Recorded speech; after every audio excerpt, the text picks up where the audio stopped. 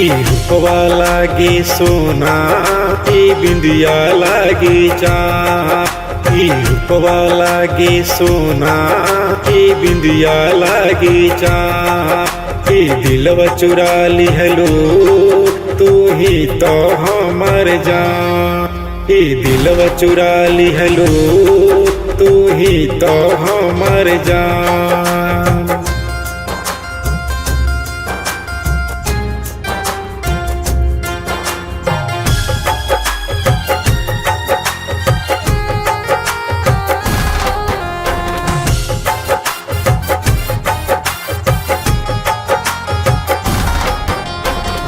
चाहत के तोहार हो गईल असर हो, दिलावा बन गईल अब तोहार घर हो।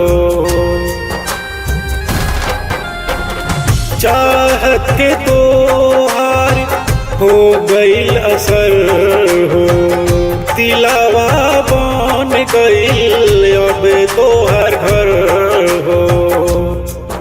कहतानी हम कसम से तोहरा पे बानी कुर्बान।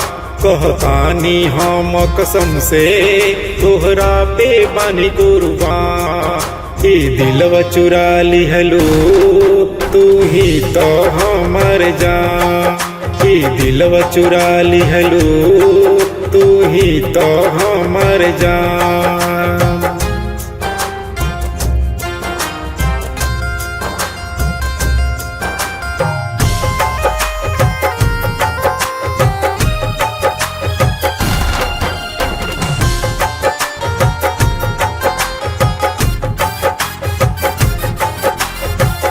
कौन जादू चला दिलु जान हो, तोहरा के खोजे मना सांझो बिहान हो। कौन जादू चला दिलु जान हो, तोहरा के खोजे मना सांझो बिहान हो। दिलवा के हो तू हमरा अरमान। ई दिलवा चुरा लिहलो तू ही तो हमर जान। ई दिलवा चुरा लिहलो तू ही तो हमर जान।